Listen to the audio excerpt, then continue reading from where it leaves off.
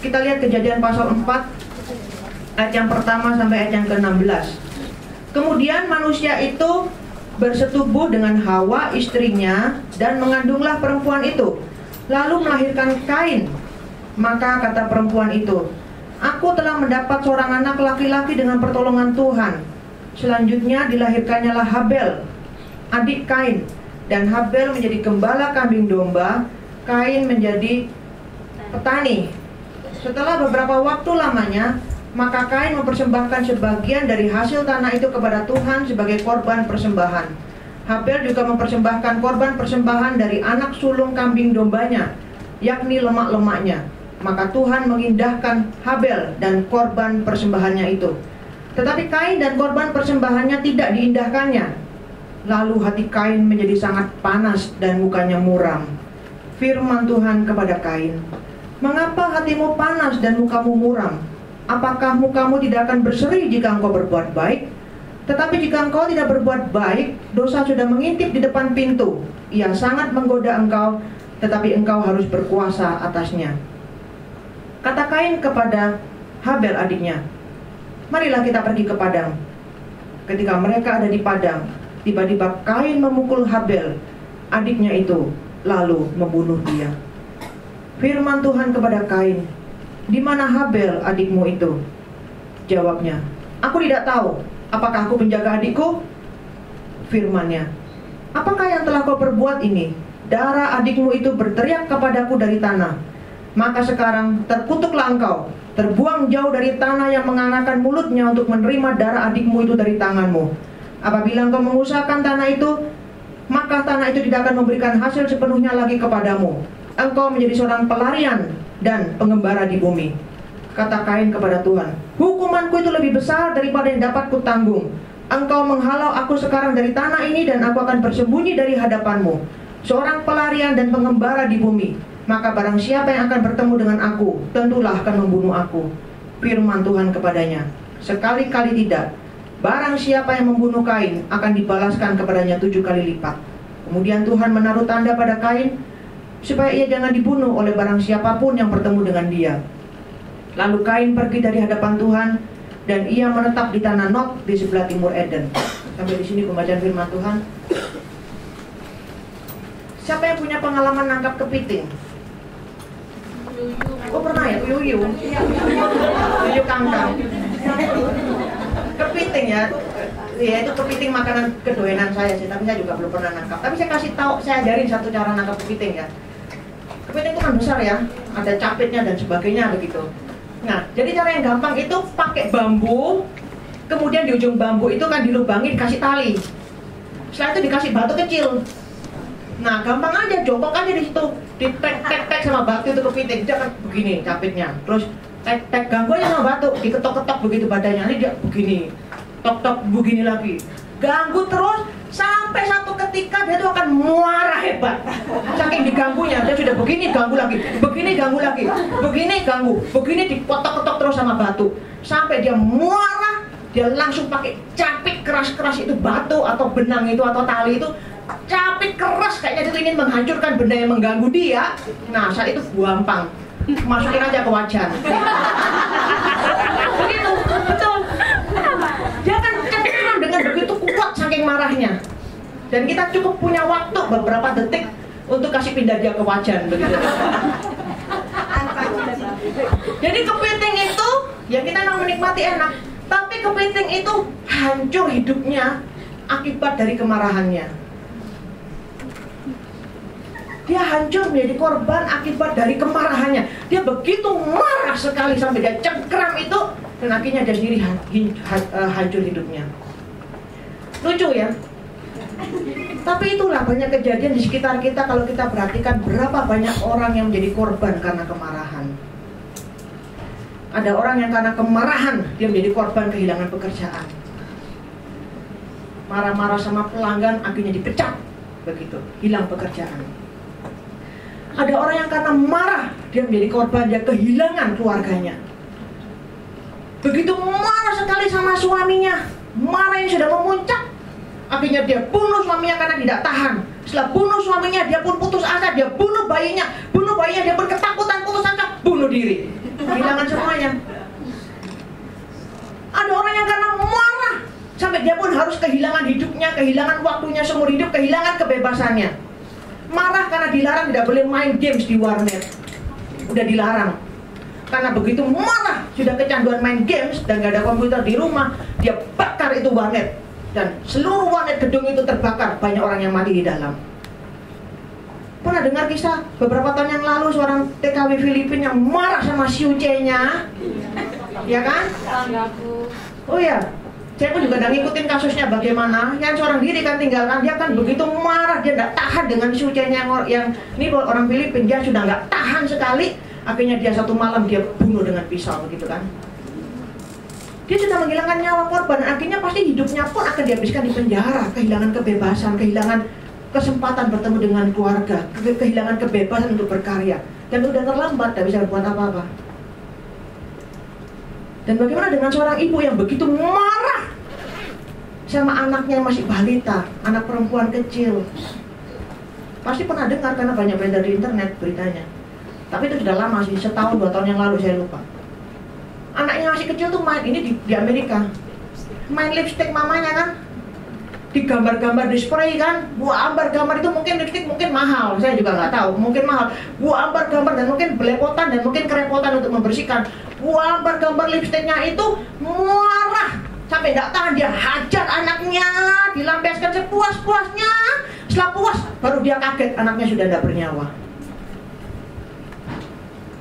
Berapa banyak orang yang marah di sekeliling kita, atau bahkan mungkin kita mengalami dalam skala yang lebih kecil, dan kita menjadi korban dari kemarahan itu. Berapa banyak orang yang menjadi korban dari kemarahannya. Berapa banyak orang yang harus kehilangan banyak hal karena kemarahan. Sebenarnya kemarahan itu bukan emosi utama, bukan emosi primer. Kemarahan itu sendiri adalah emosi sekunder. Maksudnya ada emosi-emosi lain yang menyebabkan, yang memancing timbulnya kemarahan ini.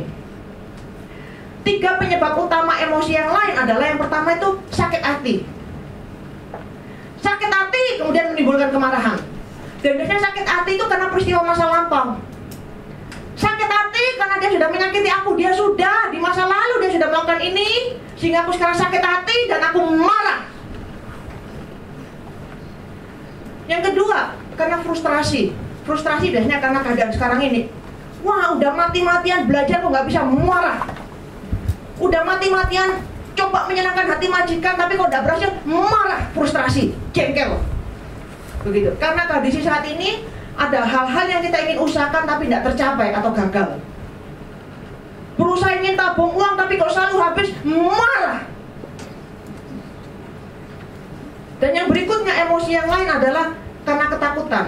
Dan biasanya ini karena masa depan. Ada sesuatu di masa depan yang kita takutkan, sehingga itu membuat kita marah. Takut anak gak naik kelas, kenapa dia kok gak belajar? Takut dia gak naik kelas, makanya kita marah. Takut ketahuan majikan, makanya kita marah. Begitu. Jadi ada emosi-emosi lain yang membuat kita, yang memancing kemarahan kita untuk muncul. Begitu. Makanya penting untuk kita sebenarnya mengenali apa penyebab kita tuh marah, penting. Karena kalau kita tidak kenal, kita tidak bisa menghadapi dengan baik, tidak bisa mengatasi dengan baik kemarahan kita. Jadi penting untuk dikenali, kenapa aku marah? Kenapa aku harus marah? Begitu. Apa yang menyebabkan aku harus marah? Masalahnya di mana? Jadi itu penting untuk kita mengenali emosi. Marah itu begitu dekat dengan hidup kita gitu ya. Dia itu sama seperti, kalau saya ibaratkan itu seperti tamu di rumah kita, tamu asing yang sebetulnya kehadirannya tidak kita harapkan, tapi dia tidak bisa pergi dari rumah kita, dan kita tidak mampu untuk mengusirnya. Kebayang nggak situasi kayak begitu? Kita nggak suka, kita tidak mengharapkan kehadirannya, kita mau usir dia, tapi dia eksis, dia bercokol dalam rumah kita, dalam hati kita, dalam hidup kita. Itu loh kemarahan, begitu dekat dengan kita. Coba kita lihat kisah Kain dan Habel ini begitu luar biasa kisah ini untuk menarik kita pelajari dengan lebih dalam gitu ya. Alkitab menceritakan bahwa ini 2 orang kakak adik kan, 2 orang bersaudara. Si Kain pekerjaannya apa? Petani. Habel peternak begitu. Kemudian diceritakan suatu ketika mereka tuh mempersembahkan korban. Jadi Alkitab tidak memberitahu kita apakah ini yang pertama kali terjadi ataukah memang sudah beberapa kali kejadian seperti ini. Tidak tahu begitu. Tapi diceritakan bahwa Kain itu mempersembahkan apa dibilang ayat 3. Setelah beberapa waktu lamanya, maka Kain mempersembahkan sebagian dari hasil tanah itu sebagai korban persembahan. Sebagian dari hasil tanah, nggak dijelaskan, tapi Tuhan tidak mau dengan persembahan dia. Apa masalahnya? Coba kita buka Ibrani untuk melihat. Ibrani pasal 11. Kita di sini kita akan tahu kenapa Tuhan tidak mau persembahannya Kain. Ibrani pasal 11 ayat yang keempat. Karena iman, Habel telah mempersembahkan kepada Allah korban yang lebih baik daripada korban Kain. Dengan jalan itu ia memperoleh kesaksian kepadanya bahwa ia benar, karena Allah berkenan akan persembahannya itu, dan karena iman ia masih berbicara sesudah ia mati. Jadi kenapa Tuhan tidak ambil persembahan Kain dan mengambil persembahan Habel? Karena Kain tidak mempersembahkannya dengan iman. Jadi kita bisa simpulkan bahwa kalau kita lihat beda Alkitab menjelaskan persembahan Kain dengan Habel ya. Coba lihat bagaimana Alkitab menjelaskan Kain mempersembahkan. Ayat yang keempat, Kejadian ya. Habel juga mempersembahkan korban persembahan dari anak sulung kambing dombanya, yakni lemak-lemaknya. Penjelasannya lain. Kain itu Habel dikasih tahu jelas. Yang dipersembahkan Habel itu apa? Bukan hanya bilang ternak. Dan Habel pun mempersembahkan ternak. Enggak, bukan hanya itu yang dijelaskan, tapi dijelaskan detail. Dia mempersembahkan anak sulung yang pertama, yang terbaik, dan lemak-lemaknya. Berarti yang dipersembahkan adalah ternak yang tambun, yang terbaik, yang paling sehat. Dijelaskan dengan jelas. Ini loh yang dipersembahkan oleh Habel. Tapi Kain nggak dikasih tahu. Alkitabnya bilang dia mempersembahkan sebagian. Dan Ibrani menjelaskan dia tidak mempersembahkan dengan iman. Jadi kita bisa ambil kesimpulan bahwa Kain mempersembahkan yang tidak terbaik.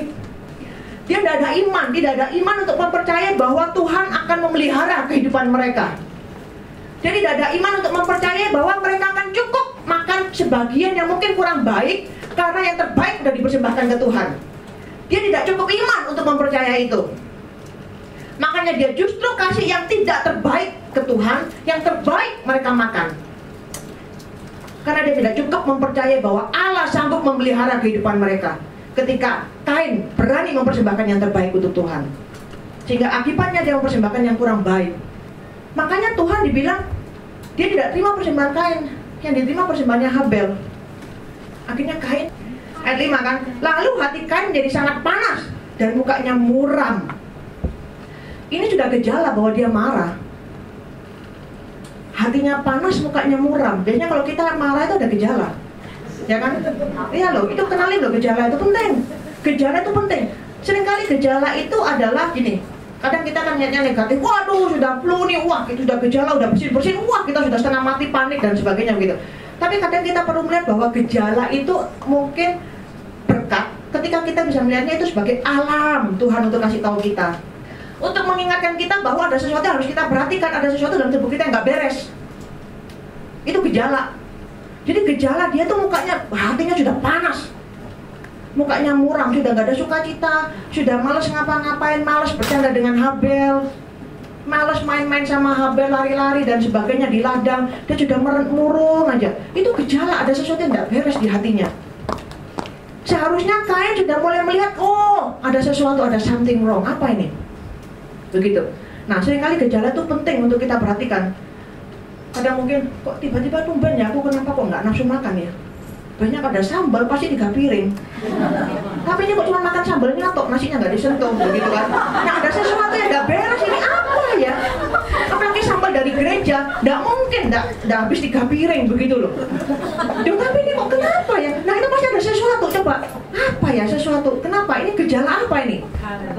Nah, mungkin karena ini Erno udah ngalamin, begitu kan? Nah, itu sudah bagus.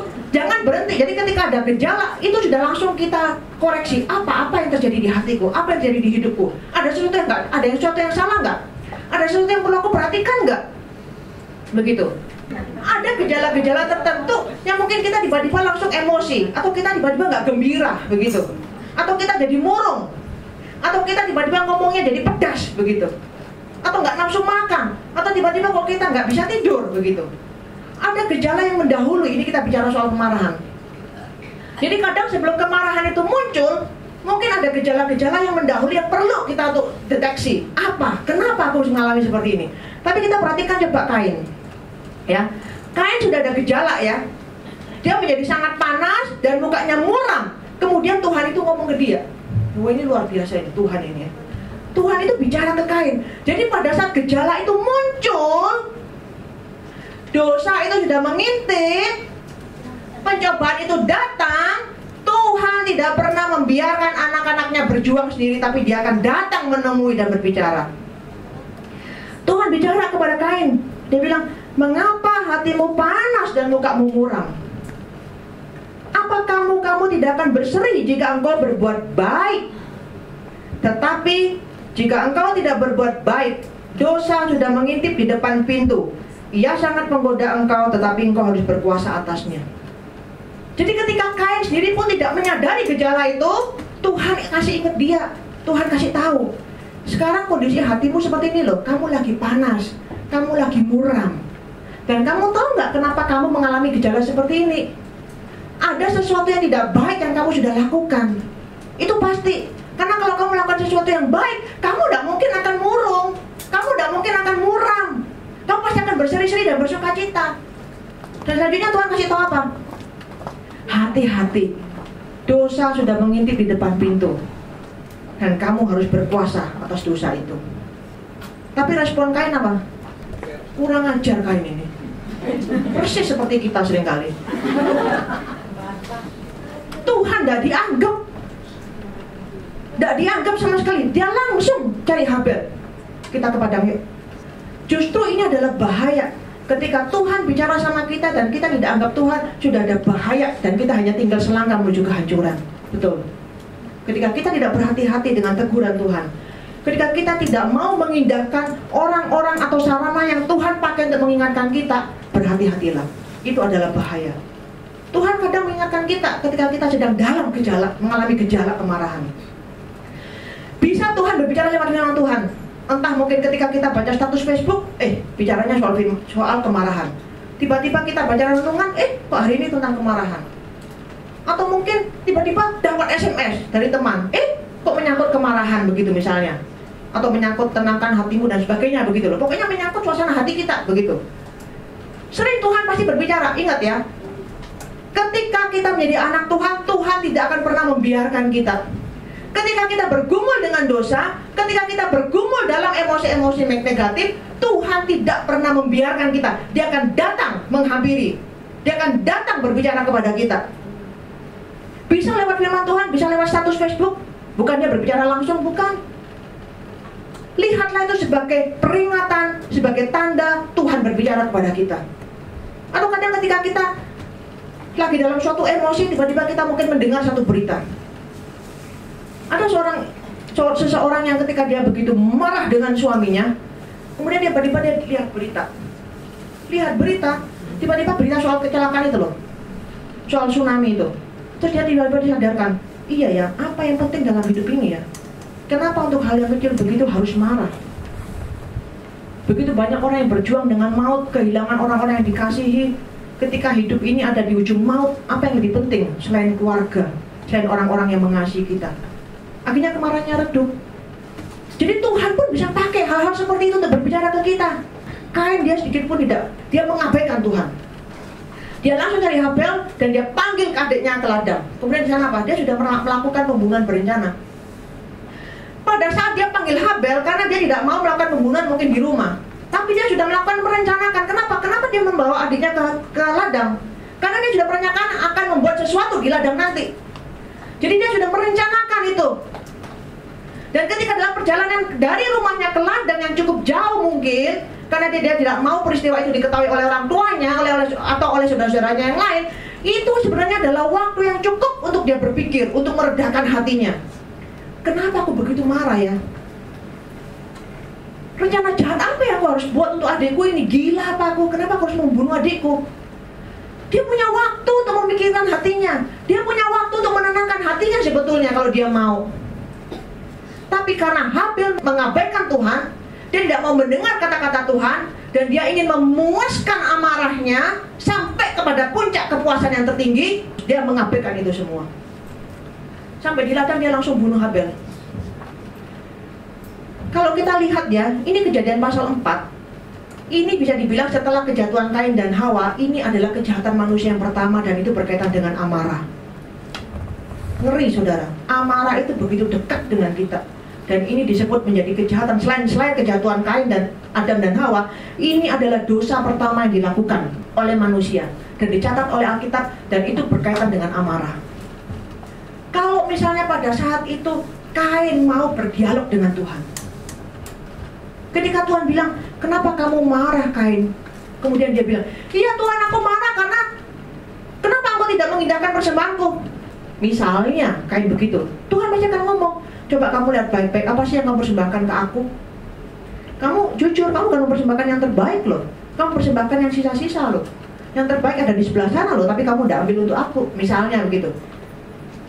Dia mungkin akan merasa malu dan sebagainya, mungkin akan mendapatkan penghukuman, tapi dia tidak akan sampai mengalami kerugian yang begitu besar dan kehilangan banyak hal. Tapi dia menutup hatinya untuk berdialog dengan Tuhan. Dia menutup kesempatan untuk berbicara dengan Tuhan. Dia menutup kesempatan untuk dikoreksi oleh Tuhan. Dan dia mau memuaskan segala kemarahannya sampai pada kepuasan yang tertinggi. Dan akibatnya apa? Nyawa adiknya melayang. Dan lihat ya, Kain ini luar biasa. Dia itu begitu keras kepalanya.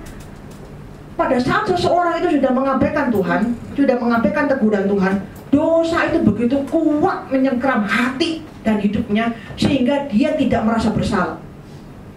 Pada saat Tuhan hukum dia, Tuhan bilang apa? Pertama ya, Tuhan bilang apa pada saat dia sudah bunuh? Mana adikmu? Dia bilang apa? Aku udah tahu, apa aku menjaga adikku? Pertama, dia sudah berbohong ke Tuhan. Bukannya berbohong, tapi apa? Kurang ajar. Emang aku babune adikku? Ya gitu kan. Apa aku ini babysitternya adikku? Aku harus yang jaga? Ya aku nggak tahu di mana dia. Dia sudah bohong, dan bukannya berbohong, tapi dia melawan dan kurang ajar ke Tuhan. Kenapa? Karena dosa sudah begitu menguasai. Kemarahan itu sudah menutupi, menguasai hatinya, sehingga dia tidak mampu lagi melihat siapa itu Tuhan, tidak mampu lagi melihat kebesaran Tuhan, tidak mampu lagi melihat siapa Tuhan yang berbicara kepada dia. Kemudian ketika Tuhan bilang, kamu sudah bunuh Habel, ini loh hukuman untuk kamu. Apa reaksi Kain? Oh Tuhan, hukuman itu terlalu berat dengan apa yang aku lakukan. Aku tidak sepantasnya mendapat hukuman seperti itu. Dosa yang aku lakukan tidak seberat itu. Wih, minta ampun. Dia bukan bertobat, dia bukan minta maaf, dia bukan minta ampun, dia bukan mengakui kesalahannya. Enggak, dia justru mempertanyakan keadilan Tuhan yang menghukum dia. Ngeri saudara. Saya akhir-akhir ini kan ada berapa kali masukin status soal pembunuhan adik Sarah itu ya di Facebook ya. Bagi saya itu menarik sekali. Saya kadang lihat itu mirip seperti ini. Keluarganya Hafid sama siapa itu? Syifa itu. Keluarganya Syifa itu khususnya tidak merasa mereka itu melakukan kejahatan yang besar. Oh tenang, sabar nak, kamu ini korban, kamu ini korban. Aduh Tuhan. Jadi keluarganya Syifa, ibunya, anaknya Syifa ini sudah bunuh adik Sarah begitu loh. Ini masih umur 19 tahun sudah bunuh. Tapi ibunya ini loh masih ngomong-ngomong sama pada saat hakim memutuskan mungkin mereka akan mengalami penjara seumur hidup. Ibunya tuh masih kasih kekuatan ke anaknya sambil nangis-nangis. Tenang, kamu yang kuat, kamu ini adalah korban, kamu ini adalah korban. Bukannya minta maaf, bukannya ya Tuhan aku berserah, aku hanya mohon ampun, hanya mohon kemurahan Tuhan misalnya. Bukan begitu, tapi menganggap diri sebagai korban dan menganggap bahwa hukuman itu tidak layak diterima. Ketika dosa itu kita biarkan mencengkram hati kita, ketika kemarahan itu kita biarkan menguasai kita, sampai dosa itu menguasai kita, mata kita tertutup untuk melihat Tuhan. Betul. Mata kita akan tertutup untuk melihat keadilan Tuhan. Mata kita akan tertutup untuk melihat apa yang Tuhan lakukan. Kita akan marah terus. Kita akan mempertanyakan Tuhan. Bahkan kita akan marah dan menuding Tuhan. Tidak melihat bahwa diri kita yang bermasalah, tapi kita terus mempermasalahkan orang-orang. Kain ini mempermasalahkan semua orang. Mempermasalahkan Habel, kenapa kamu kok begini? Gara-gara kamu, makanya kamu kubunuh. Setelah Habel mati, Tuhan kenapa? Gara-gara kamu. Aku tidak bermasalah. Begitu. Tetap sampai akhir pun dia tidak melihat dirinya yang bermasalah. Ini luar biasa mengerikan. Kita jangan lihat, oh mengerikan, tapi coba ketika saya baca pun, merenungkan dan sebagainya, lihat diri sendiri begitu loh. Ada banyak hal yang mungkin kita tidak sadari. Ketika kemarahan itu menguasai kita, paling baik coba berdiam dirilah.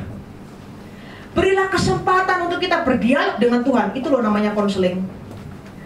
Konseling itu adalah kita berdialog dengan seseorang. Berdialog untuk menemukan apa sih akar masalahku, apa sih masalahku, dan bagaimana sih aku menghadapi masalah ini, dan langkah terbaik apa yang harus aku lakukan untuk mengatasi masalah ini. Itu konseling. Jadi pada saat kita ada dalam gejala, sebelum kemarahan itu meledak, sebelum dosa itu melahirkan buahnya dan keluar dari kandungan, berilah kesempatan untuk kita konseling. Berilah kesempatan untuk kita itu berbicara dengan Tuhan. Karena pada saat kita berbicara itu akan menolong kita untuk mengenali penyebab kita marah. Dan yang kedua, pada saat kita bicara itu akan menolong kita meredakan kemarahan. Betul? Udah pernah coba kan? Pada saat marah misalnya dengan majikan, telepon teman, ngobrol ngalor ngidul, lama-lama kan lembut suaranya. Ya kan? Tadi kan keras kan waktu sama teman. Ya kurang ajar majikanku tuh Jason. Begini kan, marah tinggi kan. Ngobrol 5 menit, 10 menit, suaranya tenang, reda gitu kan. Betul. Itulah cara. Jadi kasih kesempatan untuk diri kita ini berdialog. Entah berdialog dengan diri kita sendiri, berdialog dengan orang lain, dan Tuhan bisa pakai banyak hal untuk menolong kita, atau kita berdialog langsung dengan Tuhan. Iya Tuhan, aku marah. Iya ya, kenapa aku marah ya? Ya karena aku iri. Ya kenapa iri? Ya kenapa dia kok gajinya lebih tinggi sedangkan aku enggak? Kenapa kok dia dapat kesempatan begini sedangkan aku enggak? Oh ya, kenapa ya? Oh ya, karena aku begini. Tuhan bisa berbicara juga lewat hati kita. Kasih kesempatan ketika kita berbicara dengan Tuhan atau berbicara dengan orang lain, Tuhan akan menolong kita untuk melihat masalah kita yang sebenarnya. Dan disitulah kita tahu apa yang harus kita lakukan untuk mengatasi masalah kita. Tapi yang paling penting, kemarahan kita tidak akan menguasai kita. Kasih kesempatan. Jangan kita mengindahkan Tuhan. Jangan kita tidak mau berdiam diri, tapi kita langsung pergi dan kita langsung melakukan apa yang menjadi rencana kita. Kemarahan itu begitu dekat, saudara, siapapun bisa marah. Mungkin ada orang yang bilang, oh saya tidak mau marah bu. Sebenarnya bukan. Semua orang itu punya potensi yang besar untuk marah, semua. Cuman memang ada orang-orang yang Bapak pernah khotbahkan, ada orang-orang yang memang tidak terbiasa marah. Karena mungkin ditekan dan sebagainya, sehingga dia tidak mampu mengekspresikan kemarahannya. Tapi bukan berarti dia tidak memarah, tidak. Tapi kemarahan itu sebenarnya tanpa dia sadari, karena ketidakmampuannya untuk diekspresikan, itu menyimpan ke dalam dan itu akan menimbulkan banyak kehancuran dalam kehidupannya. Tapi bukan berarti dia tidak pemarah. Jadi semua orang itu punya potensi untuk marah. Kita semua punya potensi untuk mencelakai orang lain. Ada hal-hal yang kita tidak bisa kontrol, yang di luar kontrol kita. Kita tidak mau. Tapi ada hal-hal ketika itu terjadi, kita tidak bisa kontrol. Makanya cari cara. Cari teman untuk menolong. Berdialog dengan orang lain. Berdialog dengan Tuhan. Dan jangan abaikan itu kemarahan. Karena pada saat kita mengabaikan kemarahan, kita tidak dengar, dan kita ingin melampiaskan sampai puncak yang tertinggi, semua akan terlambat. Banyak orang akan menjadi korban, dan yang paling utama kita sendiri akan hancur. Coba kita lihat Yunus. Ini kan Yunus ini Tuhan panggil dia ke Niniwe, ya kan? Niniwe itu kota kafir. Niniwe itu jahatnya minta ampun, sampai Tuhan tuh mau binasakan, mau hukum ini kota ini begitu loh. Jadi Yunus ini tidak mau. Dia merasa, ya pokoknya aku nggak mau ke kota itu karena kota itu terlalu jahat. Jadi mereka tuh kalau terhadap penjahat perang, dan mereka tuh menyikapi korban perang itu dengan terlalu jahat begitu ya, sampai dikuliti misalnya kulitnya, lidahnya dikeluarkan, kemudian dipotong-potong misalnya, dipaku atau apa begitu. Tapi memang mereka tuh terlalu jahat seperti orang barbar. Sehingga Yunus tuh tidak mau pergi, jadi maklum sebetulnya Yunus tidak mau pergi itu. Dia lari, menghindari Tuhan dan sebagainya, akhirnya Tuhan tangkap itu laut, badai dan sebagainya. Akhirnya mereka tahu Yunus penyebabnya, mereka melemparkan Yunus ke dalam laut dan dimakan ikan besar gitu kan. Akhirnya dalam perut ikan dia berdoa dan sebagainya, terus dia 3 hari kemudian Tuhan suruh ikan itu untuk memuntahkan dia ke daratan begitu. Akhirnya dia pergi ke Niniwe. Ketika di Niniwe dia KKR, bertobatlah, bla bla bla bla. Wah, semua langsung bertobat. Begini kan. Sampai sapi-sapi pun bertobat. Jadi betul, jadi sapi-sapinya pun dikasih abu begitu kan. Maksudnya itu adalah simbol menunjukkan bahwa mereka itu benar-benar berkabung begitu loh. Jadi mereka koyakkan baju mereka, pakai kain putih, pakai abu di atas kepala, sapi-sapinya pun juga disuruh berkabung begitu kan, ternak-ternaknya. Benar-benar di luar dugaan, padahal jahatnya kayak begitu. Waktu dikasih tahu bertobatlah, padahal Tuhan akan binasakan, woi langsung bertobat begitu. Luar biasa ini mereka punya hati begitu ya. Seringkali kan kita nggak seperti itu ya. Padahal kita nggak jahat-jahat amat gitu ya. Tapi nggak seperti orang ini gitu loh. Tapi suruh bertobat, wah sampai bertahun-tahun begitu. Setelah itu jadi nyesel Yunus.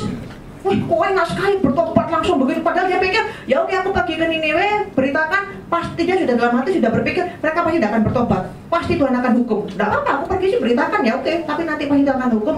Ya udah. Dia sih sudah berharap dan berharap mereka tidak bertobat sehingga mereka dihukum Tuhan. Makanya dia kaget, wah, gampang sekali langsung bertobat, maju semua begitu ya, KKR gitu kan, maju semua begitu, angkat tangan begitu. Kaget dia kan. Akhirnya dia jadi kecewa.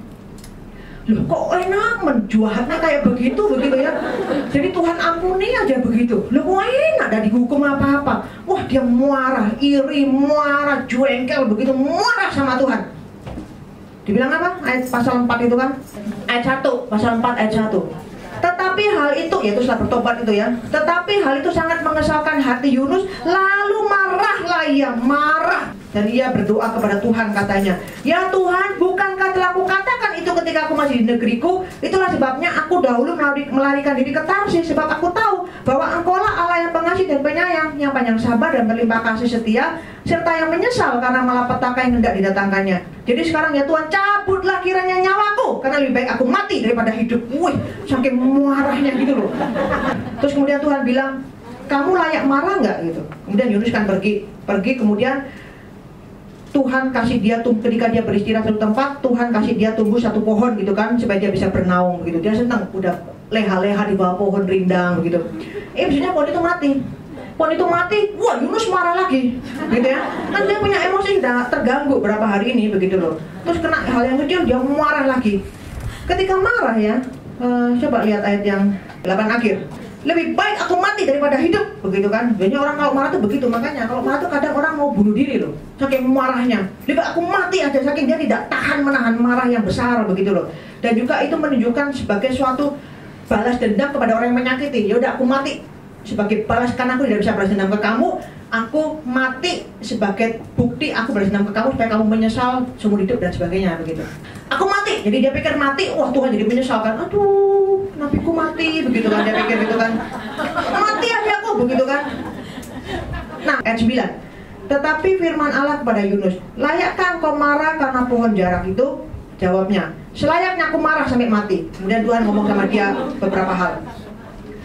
Nah yang kita lihat perbedaan Yunus dengan Kain nih. Yunus ini marah besar, tapi dia mau meladeni dan berbicara dengan Tuhan. Meskipun ketika dia bicara, dia marah. Betul aku marah Tuhan, aku marah sampai mati. Dia ngomong kemarahannya ke Tuhan, dia ungkapkan itu dengan jujur, tidak apa-apa. Tapi dia meladeni dan dia mau berbicara dengan Tuhan. Dia mau memberikan kesempatan untuk Tuhan bicara dan Tuhan mengoreksi hatinya. Dia memberikan kepada Tuhan kesempatan untuk Tuhan mengoreksi, melihat hatinya dan dia mengerti perspektif Tuhan tentang hal ini. Memang Alkitab ini tidak selesai ya, nggak dikasih tahu Yunus bagaimana. Tapi kalau kita lihat judulnya, kira-kira kita bisa menyimpulkan. Yunus belajar menginsafi, pasal 4 itu judulnya itu. Yunus belajar menginsafi bahwa Allah mengasihi bangsa-bangsa lain. Jadi ketika Allah kasih penjelasan, ini loh tangan kiri, tangan kanan yang tidak mengerti dan sebagainya, begitu yang terakhir dia. Itu menolong Yunus melihat, oh iya ya, dan sebagainya. Tapi yang saya mau kasih tahu adalah proses. Bagaimana ketika kita menyikapi kemarahan menyikapi kemarahan kita dan hubungannya dengan Allah. Kain sama sekali menutup pintu kesempatan untuk berbicara dengan Allah. Dia tidak membiarkan kesempatan untuk Allah berbicara. Dia tidak membiarkan kesempatan dan tidak memberikan kesempatan untuk berdialog dengan Allah atau dengan diri sendiri atau dengan orang lain. Sehingga hatinya dipenuhi kemarahan, dan kemarahan itu harus dikeluarkan sampai pada batas yang tertinggi. Tapi Yunus tidak. Dia meskipun marah, tapi dia membuka hatinya untuk berbicara dengan Tuhan. Nah pada saat ngomong dan Tuhan memberikan penjelasan dan sebagainya, pelan-pelan kemarahannya itu akan surut. Dan dia mengerti kenapa Tuhan mengampuni Niniwe dan sebagainya. Pada saat kita marah, hal yang terbaik yang bisa kita lakukan, berikan kesempatan untuk Allah berbicara dan kita menanggapi pembicaraan Allah. Berikan kesempatan kepada diri sendiri, buka hati, tenangkan diri di hadapan Tuhan. Ya Tuhan, aku marah karena ini. Iya, kenapa aku marah? Kita bisa lakukan dialog itu dengan diri kita sendiri. Kita bisa lakukan dialog itu dengan teman kita. Cari orang yang bisa dipercaya. Jangan sembarangan cari orang. Wah, kita lagi marah sama majikan, marah hebat begitu ya. Kemudian kita telepon teman kita. Oh, memang majikanmu tuh kurang ajar itu. Memang bapak majikanmu tuh patut untuk memang kamu binasakan. Pas kita pegang pisau lagi begitu. Terus teman kita manas-manasi kayak begitu lagi. Gak sehat. Cari teman yang kita mengerti dia sehat secara rohani dan dia dewasa dan dia bisa menolong kita untuk berbicara dengan kita. Jangan cari sembarangan orang. Pada saat kita marah, carilah orang-orang yang benar-benar bisa diajak berbicara, dan melaluinya Tuhan berbicara kepada kita untuk mengoreksi hati kita dan untuk menolong kita meredakan kemarahan kita. Dan berbicara dengan Tuhan dan biarkan Tuhan melalui konselingnya, melalui Roh Kudus, untuk menolong kita mengerti penyebab kemarahan kita dan menolong kita untuk keluar dan bagaimana mengatasi kemarahan kita. Dan kita akan keluar dan mengalami kemenangan. Mari kita berdoa. Engkau luar biasa Tuhan dalam kehidupan kami. Sungguh kami bersyukur mempunyai Allah yang hidup, Allah yang tidak pernah meninggalkan anak-anaknya dalam kesendirian, dalam pergumulan mengatasi emosi-emosi negatif. Allah yang tidak pernah membiarkan anak-anaknya berjuang atau kalah dalam dosa dan harus berjuang sendirian. Tapi Tuhan selalu datang menghampiri kami, memakai banyak cara, memakai orang-orang di sekitar kami, memakai peristiwa-peristiwa di sekitar kami untuk berbicara kepada kami, untuk menolong kami mengenali kondisi kami. Dan ketika gejala kemarahan itu muncul, Tuhan, berikan kami kepekaan untuk mengenalinya. Berikan kami kepekaan untuk mengerti juga apa yang menyebabkan kami marah. Dan kami mau berdiam diri, memberikan kesempatan untuk Tuhan mengkonseling kami, untuk Tuhan membantu kami mengorek apa yang menjadi penyebab kemarahan kami. Dan bagaimana melalui pembicaraan itu Roh Kudus sendiri yang menghibur, membalut luka hati, membalut segala kekecewaan, dan menenangkan hati kami yang dipenuhi oleh gejolak kemarahan, sehingga kami boleh terbebas dari dosa yang akhirnya bisa menghancurkan hidup kami, atau bahkan menghancurkan hidup orang lain atau keluarga kami. Tolong ya Tuhan Yesus, Engkau tahu setiap pergumulan kami. Engkau tahu pergumulan kami melawan kemarahan. Engkau tahu pergumulan kami melawan emosi negatif ini Tuhan, yang begitu dekat, yang tiap hari datang. Kami hanya mohon hikmat Tuhan, pertolongan Tuhan. Biarlah melalui serangkaian khotbah yang sudah kami dengar selama beberapa minggu ini, benar-benar menolong kami, untuk kami boleh memiliki emosi yang sehat, untuk kami boleh mengenal kemarahan kami dan mengerti mengatasinya, serta mampu untuk mengeluarkannya, sehingga hidup kami tidak dikuasai oleh kemarahan, tidak dikuasai oleh emosi-emosi negatif yang akhirnya membuat kami juga tidak dapat bertumbuh secara rohani. Terima kasih Bapa, kami serahkan setiap kami anak-anak Tuhan. Anugerah Tuhan satu persatu bagi kami semua, menolong kami, menyapa kami, menguatkan dan memulihkan kami semua. Dalam nama Yesus kami berdoa dan bersyukur. Amin.